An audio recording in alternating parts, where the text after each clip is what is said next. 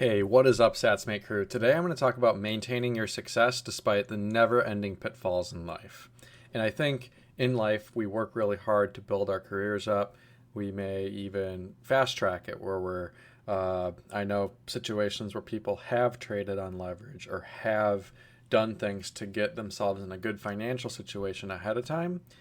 And sometimes they fumble the ball and they lose a lot of money or things unwind when the market gets tough.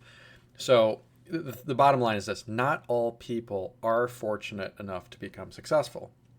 Over the past few years, though, we've seen many, crypto influencers or crypto exchange owners like Bitboy, Lark Davis, SBF, Kwonand, many others, where they built themselves an incredible following, incredible click-through rate, incredible amount of people would visit their platform or visit their channels. Things would happen. And what's interesting is all these people fell. They fell from grace, or maybe they weren't graceful, but they fell from their high horse.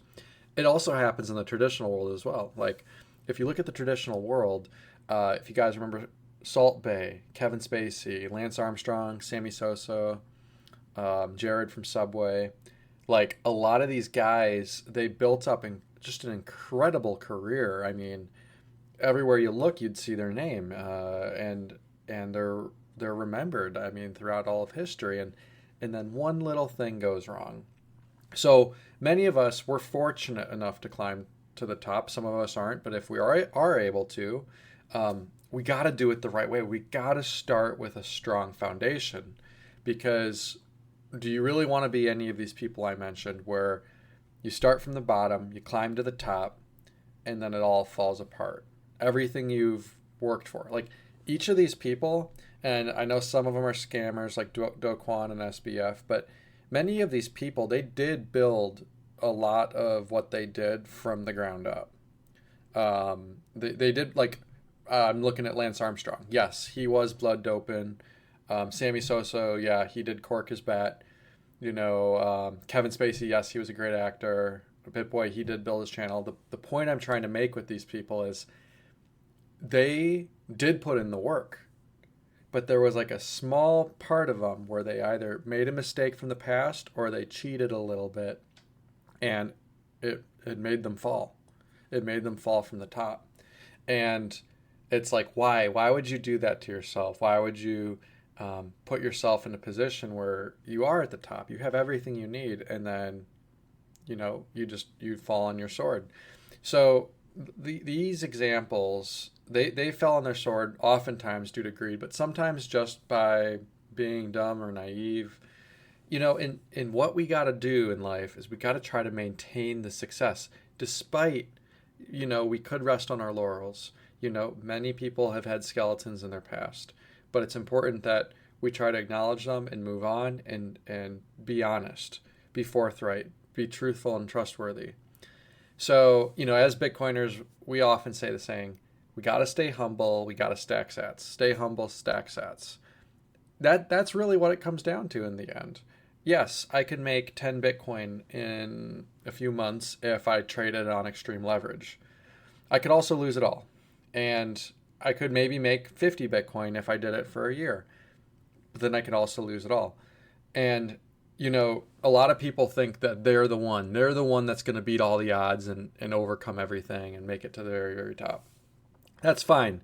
But I think the proof of work will actually yield you that 50 Bitcoin in the long run if you stay focused, diligent, and you work really hard. The results will come.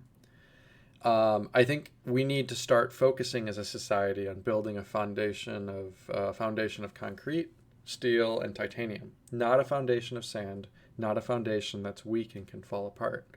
Because all this get-rich-quick stuff, all this, blood doping and corking the bat, this stuff, it's high time preference.